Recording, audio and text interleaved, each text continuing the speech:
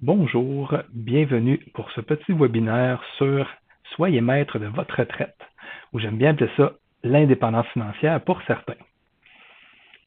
Donc ici, je vous présente notre équipe. Il y a notre vice-président régional, nos gestionnaires de division, nos spécialistes à l'interne, et dans le fond, on a des spécialistes en valeurs mobilières, spécialistes en fiscalité. Donc, c'est toute une équipe qui travaille pour vous, pour votre plan financier. Avant que j'embarque dans le vif du sujet, j'aime parler de IG Gestion de patrimoine, qui on est, qu'est-ce qu'on fait. On est un chef de file dans la gestion du patrimoine au Canada. On existe depuis 1926, donc c'est une corporation canadienne. On a à peu près plus de 2000 pratiques de conseillers partout au Canada. On a à peu près 109 milliards d'actifs sous gestion. Et ce qui nous distingue, c'est notre plan vivant IG. C'est une expérience de planification financière interactive et complète. À l'intérieur d'IG aussi, on a accès à l'expertise de gestionnaires d'actifs mondiaux de premier plan et des solutions de placement exclusives. Un petit peu sur notre organigramme, on a un positionnement unique dans lequel IG Gestion de patrimoine fait partie de la corporation IGM et qui elle-même fait partie de la corporation Power Corporation du Canada.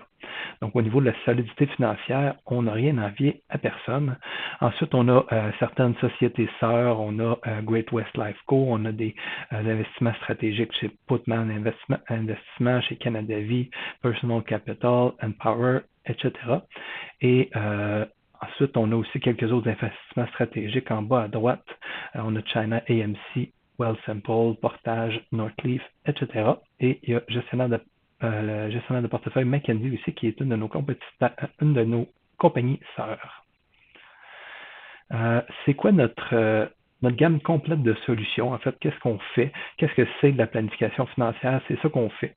On veut gérer efficacement les liquidités de nos clients. On veut optimiser les revenus de retraite de nos clients.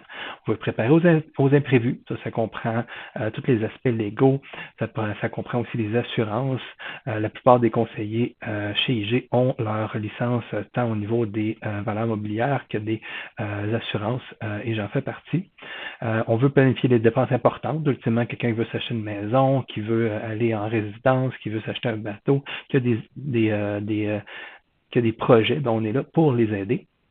Ultimement aussi, on est là pour aider à partager votre patrimoine. Donc oui, la retraite, 50, 55 ans, 60 ans, 65 ans, peu importe l'âge, on est là pour vous aider à vous rendre à savoir si vous en avez assez, les calculer, avoir même une marge de manœuvre et tout ça.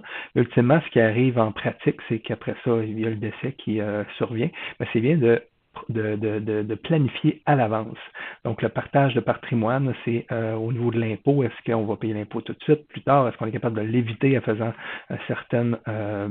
en utilisant certaines stratégies, etc.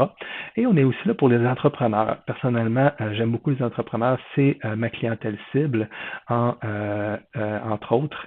Et c'est, dans le fond, des entrepreneurs qui vont être en croissance, on va les aider au niveau de l'impôt, les particuliers, les sociétés, comprendre l'optimisation des placements.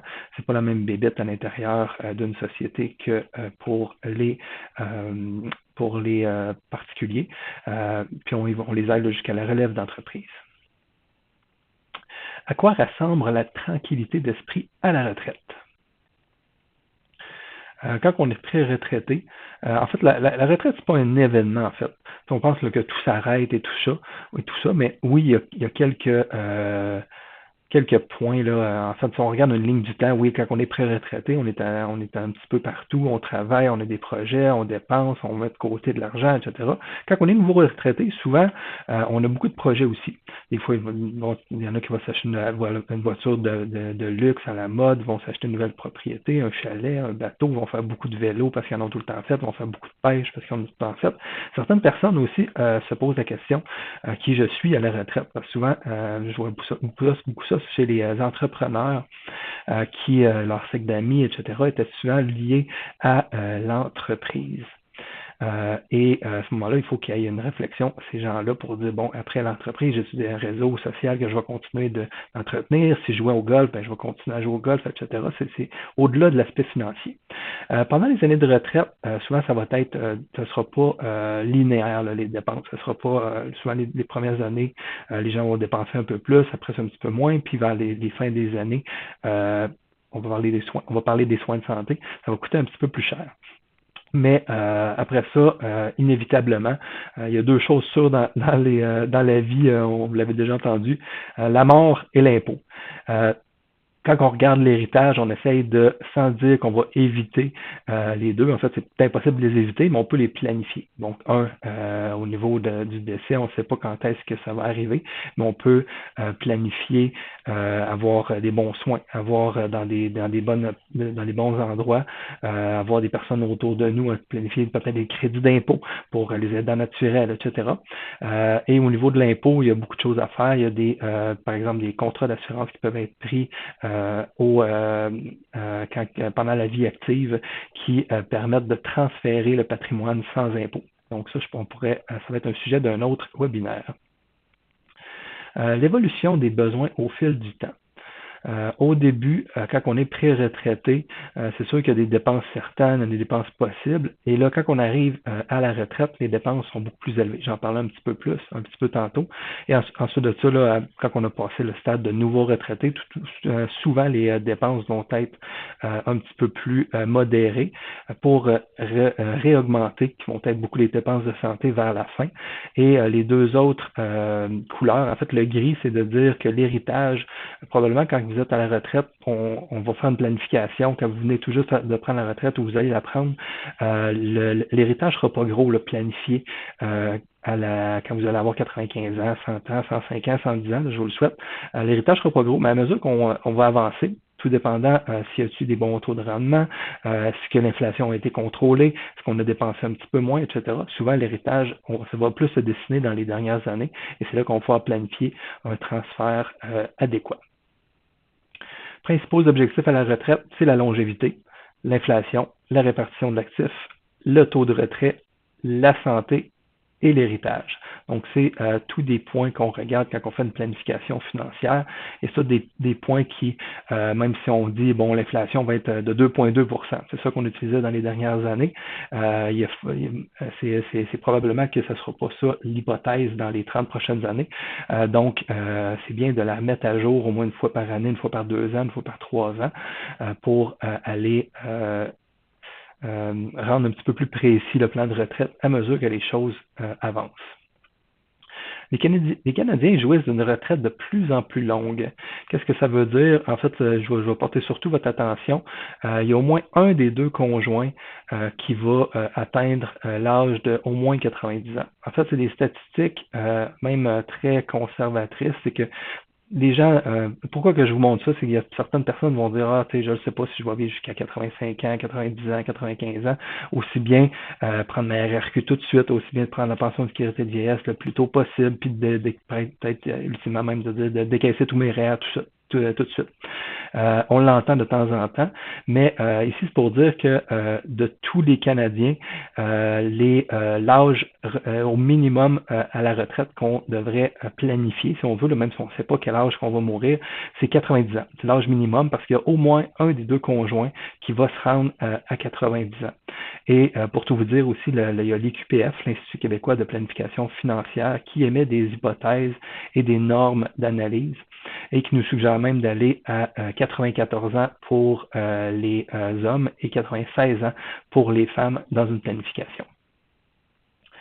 Se priver par peur de trop dépenser. Donc, tantôt, je disais, une des choses qu'on peut faire, c'est dire, on ne sait pas à quelle heure quand est-ce qu'on va mourir. Donc, aussi bien tout tout dépenser maintenant, là, comme je vous disais, prendre la RQ tout de suite, dépenser les réels et tout ça, mais il y en a d'autres personnes qui ont peur d'en manquer. Puis là, c'est un côté humain, là, c'est allier les statistiques, les finances avec le qualité humain. Nous autres, on est là pour ça, pour vous montrer des projections selon des hypothèses qui tiennent la route, pour dire, bon, oui, vous en avez assez, ou non, vous n'en avez pas assez. Donc, peut-être pour aider là, si vous en avez assez, ben là, arrêtez de vous priver, dépensez en plus. Fait qu'on a quelques petites statistiques. 58% s'inquiètent de ne pas pouvoir faire durer leurs économies jusqu'à la fin de leur vie. 64% ont de la difficulté à parvenir à un juste équilibre entre la jouissance de leur retraite et leur besoin de faire durer leurs revenus. Donc ça, c'est juste des statistiques. On demande à des gens sur la rue ou un sondage, il y a 1004 répondants que je vois qu'on avait fait de 50 ans et plus. Et l'idée, c'est les gens sont inquiets, ils savent juste pas. Donc, nous autres, notre rôle, c'est de vous mettre des chiffres, de vous proposer des scénarios, des solutions. Parce qu'une fois qu'on connaît un chiffre, ben, c'est même possible d'avoir même des stratégies par la suite. Donc, j'ai un exemple que je parlais tantôt. Si vous allez avoir un patrimoine de peut-être 500 000 allégué à votre décès, donc on fait une planification, puis ça ressemble à ça. Puis il y a des fortes chances que vous n'en avez pas besoin de ce patrimoine-là, ben c'est peut-être une bonne idée de souscrire à une police d'assurance maintenant, pendant que vous avez 50, 55, 60 ans, et de transférer ce patrimoine-là avec la croissance sans impôt. Donc à ce moment-là, on pourrait peut-être, on a fait plusieurs cas là, avec des clients, et des fois, on économise des fois 150, 200 000 d'impôts. Donc au lieu de transmettre 500 000 avant impôt, qui aurait des gains accumulés, par exemple, qui resterait juste soit 300 000 à la succession, on pourrait laisser le 500 000 directement. Donc, ça vient bonifier la succession. Il y a beaucoup d'autres stratégies qu'on peut mettre de l'avant. Mais la première étape, c'est vraiment de savoir votre plan de retraite. Qu'est-ce que ça a l'air si vous prenez votre retraite à 55, à 60, à 65 ans, combien ça dure dans le temps selon les hypothèses actuelles. Et après ça, il y a des stratégies pour améliorer ça. Même une inflation faible peut nuire à votre pouvoir d'achat. Donc, si on était habitué durant plusieurs années à une inflation autour de 2%, qu'est-ce que ça montre? C'est-à-dire, si, mettons, à l'an 0, donc on va mettre en l'an 2000, vous avez 1 million de dollars, et on laisse aller les années. 24 années plus tard, donc, mettons, on est en 2023, 2024, ben, le 1 million, si mettons il n'y avait que 2% d'inflation, ben vous pouvez vous acheter des biens équivalents pour à peu près 615 000 la même chose si c'était 3%, c'est 481 000 et 4%, oui, là, ça commence à faire mal. On a à peu près un tiers du pouvoir d'achat qu'on avait là, 23, 24, 25 ans. Des rendements initiaux médiocres peuvent bouleverser votre plan de retraite. Ça, c'est important aussi à penser. Des fois, les gens ils disent, bon, je vais juste mettre ça dans un fonds équilibré ou un fonds indiciel, tout mon argent pour ma retraite. Ben, c'est peut-être pas la meilleure chose à faire. Souvent, ça pourrait valoir la peine de sécuriser quelques années de retraite au début, parce que si vous avez 1 million, je vais juste donner un chiffre bien simple, vous avez 1 million de dollars, et c'est pour votre retraite, pour monsieur, pour madame, ou pour le couple, et les marchés descendent et vous perdez, mettons, 20% de ça. J'ai un portefeuille équilibré, ça se peut de perdre 20%. Mais à ce moment-là, il reste 800 000 $. Oui, il ne faut pas paniquer, il faut attendre et tout ça. Mais si vous devez retirer des montants dans ce moment-là, là, ça peut être un petit peu plus crève-cœur. Il y a d'autres stratégies. Là. Tantôt, je parlais de la stratégie d'assurance pour fin de placement et fiscale. On pourrait faire un emprunt sur cette police d'assurance-là, pas toujours au placement. Je vais un petit peu trop loin. Ça, si ça vous intéresse, vous pouvez me contacter. Mais dans le meilleur des mondes, il faudrait mieux diversifier les placements au début, avoir plusieurs gestionnaires de portefeuille qui s'occupent de nos, je ne veux pas dire d'aller à plusieurs endroits, à plusieurs firmes, mais de ne pas mettre tous les œufs dans le même panier. Pas tout dans les actions canadiennes, par exemple, pas tout dans les actions américaines. Et chez IG, on a certains produits qu'on va faire affaire avec des gestionnaires de portefeuille chevronnés qui vont être les meilleurs de leur catégorie dans les actions canadiennes, les actions américaines, etc., puis qui vont pouvoir contrôler le risque. Donc, il y a ça, mais en plus, on voudrait probablement dire, bon, si vous avez besoin de 150 000 pour les 2 premières années, ben peut-être ces sommes-là, les mettre dans des portefeuilles plus prudents. Dans un monde de moyenne, ici, on dit un peu là combien que si vous avez une épargne de 100 000 $ puis vous avez un taux de rendement constant de 5 % puis vous faites des retraits mensuels de 600 $, les fonds vont être épuisés après 89 ans. Mais par contre, les rendements vont être jamais constant dans le temps. Ils vont jamais faire juste 5% par année, 5% plus 5% plus 5%. Ça va plus ressembler à ça. Ça peut faire 5% une année, ça va faire moins 15% une autre année, ça va faire peut-être 25% l'autre année, pour une moyenne de 5%. Mais qu'est-ce que ça donne en pratique? C'est que si justement le moins 20% est au début, au lieu de 89 années, les fonds sont épuisés au bout de 83 ans. Par contre, si on va mettre des rendements positifs en premier. Oui, ça ne sera pas 89 ans non plus, mais ça va être un peu plus positif, ça va être 87 ans. Ici, c'est le taux de retrait qui peut avoir un impact majeur sur un portefeuille de placement. C'est-à-dire, si quelqu'un qui a ici un portefeuille de 500 000 commence à faire des retraits et pour 4% par exemple de 500 000, il va faire des retraits, je cherchais ma calculatrice. Je l'ai-tu pas loin? Ouais. Donc 500 000 fois 0,04, ça c'est quelqu'un qui voudrait avoir 20 000 $ de retrait par année. Si quelqu'un veut l'avoir 5% par exemple, 5%, au lieu de 20 000, il y aurait 25 000. Quelqu'un qui se dirait, bon, regarde, oui, j'ai probablement besoin que de 20 000 par année, mais je vais retirer 25 000 quand même par année pour complémenter ma RRQ, ma pension de sécurité vieillesse. Je vais complémenter quand même, puis je vais me gâter au début. Je ne dis pas de ne pas le faire, mais ça a un gros impact à travers le temps de retirer 25 000 $ par année plutôt que 20 000, même si ça peut sembler très peu. C'est ici le 4%, la valeur après 45 ans, il reste encore 3,5 millions. Tandis que si on retire 5%, il en reste 1,5 million. Ça peut paraître petit, mais ça fait gros. Là, je fais des gros chiffres. Ici, ça tient compte que quelqu'un qui retirerait un peu moins, la carte c'est 5%, c'est qu'il retirerait moins que le marché, que les rendements des marchés qui seraient peut-être à 5 ou à 6. Et tandis que si on est à 6 ou à 7 et on retire plus que les marchés, on voit là, que le portefeuille s'affaisse avec le temps. Si on retire même 8%, après 15 ans, il n'y en a plus. Donc, c'est tout à penser. Donc, notre but chez IG, en tant que conseiller, en tant que planificateur financier, c'est de maximiser votre paye de retraite. Qu'est-ce que ça veut dire? Vous avez des actifs. Vous allez avoir des CELI, vous allez avoir des REA, des CELI de monsieur, de madame, et vous allez avoir des comptes conjoints non enregistrés, des fois des REA conjoints. C'est de savoir de quelle façon aussi qu'on va toutes les retirer, puis est-ce que les placements aussi sont dans les bons comptes, dans les bons types de placements.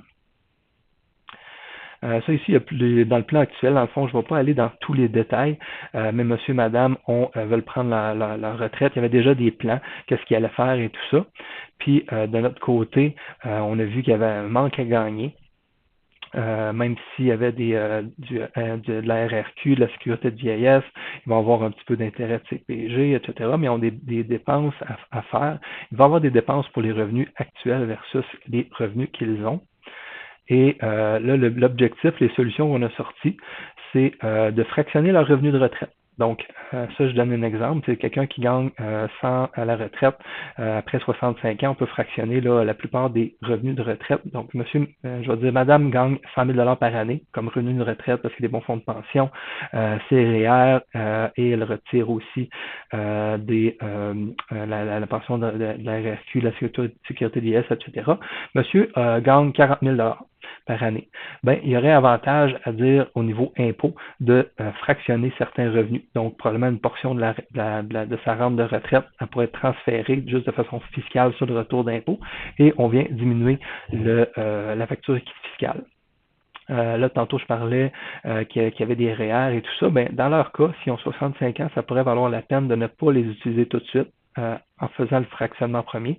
Les REER, on peut les utiliser jusqu'à 71 ans. Des fois, ça vaut la peine de les prendre plus tôt. Il y a même des stratégies là, que ça vaut la peine de les décaisser plus tôt pour avoir accès à certains programmes. Je parle par exemple de la sécurité, de la pension de sécurité de la vieillesse, de ne pas avoir à la redonner au gouvernement en partie ou en totalité. Il y a certains programmes là, pour des gens qui vont avoir des revenus faibles, pourraient même avoir accès au supplément de revenu garanti, mais ça, c'est tous des détails, c'est propre à chacun. Ici, on suggère, pourrait prendre même une rente viagère pour obtenir un revenu garanti plutôt que le CPG. Ça a plusieurs avantages. On pourrait en rediscuter si vous êtes intéressé. On suggère aussi d'optimiser l'utilisation des CELI. Donc, de s'assurer que la tolérance à la tolérance au risque ou la variabilité des rendements est importante. Les CELI, souvent, je vais les utiliser pour mes clients pour dire ça va être un backup. De ne pas l'utiliser tout de suite parce que on a des revenus sans impôt à l'intérieur. Mais ce qui est important, c'est quand même de les garder relativement prudents, surtout à la retraite.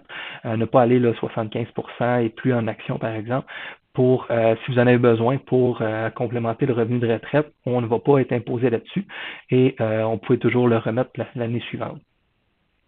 Reporter le transfert du chalet et le paiement de l'impôt sur les gains en capital. Donc là, ici, il y avait au niveau, ils voulaient vendre à Alphonse, mais dans ce cas-ci, je n'irai pas dans le détail, c'est leur situation. J'aimerais bien parler de votre situation éventuellement.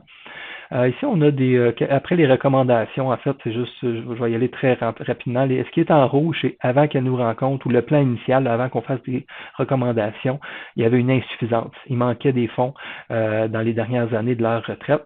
Et en faisant une ou deux recommandations, on vient combler le manque à gagner. Puis je pense plus tard, après ça, avec toutes les recommandations, on vient combler tout le manque à gagner et la valeur nette tant au niveau à la retraite, pendant les années de retraite et à la succession, elle est même bonifiée et aucune insuffisance. Donc, c'est le genre de plan qu'on fait et qu'on peut faire pour tous nos clients.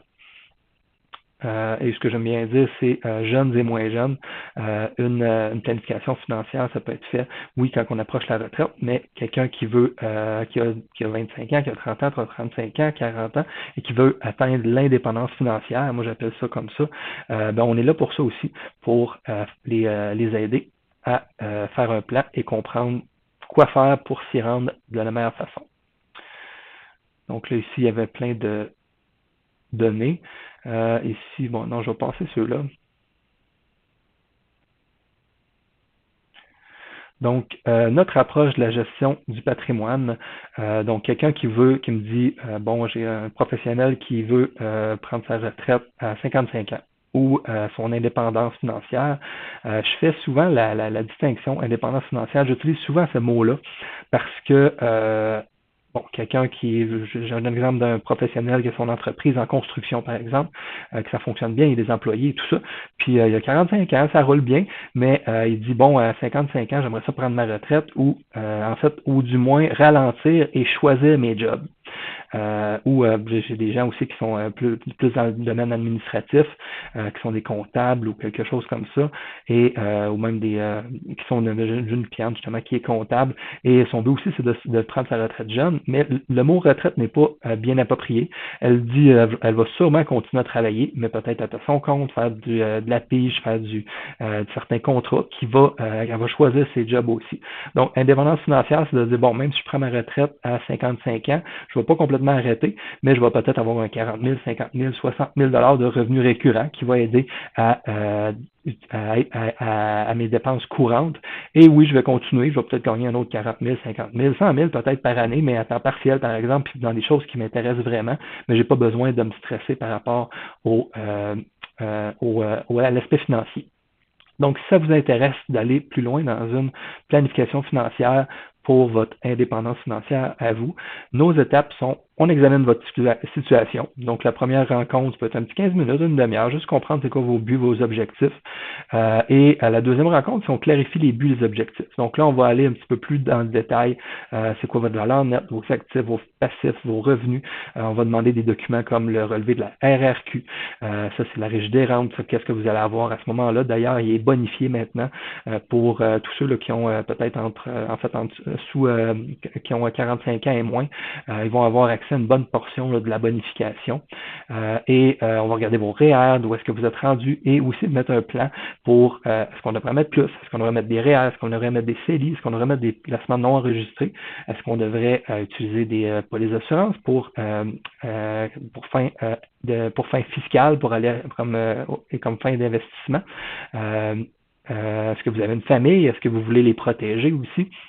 Donc, on va élaborer un plan complet basé sur votre situation. Et une fois que ça c'est fait, ben, on va personnaliser le programme de placement. Donc, je parlais tantôt, est-ce qu'on va sécuriser quelques années de décaissement? On va aller avec le reste avec un portefeuille qui est plus dynamique. On va aller avec une solution gérée, discrétionnaire, etc. On va mettre en place aussi une stratégie globale. On va se revoir et surveiller le plan au moins une fois par année. Au début, c'est sûr que c'est 2, 3, 4, 5 rencontres là, pour bien se connaître et aborder toutes les sections. Mais par la suite, c'est au minimum une fois par année pour mettre à jour le plan, parler peut-être des REER, des CELI, est-ce qu'on en met des CELI cette année, est-ce qu'on retire des REER cette année, est-ce qu'on va reporter la sécurité de vieillesse au niveau de l'impôt, etc. Et merci beaucoup.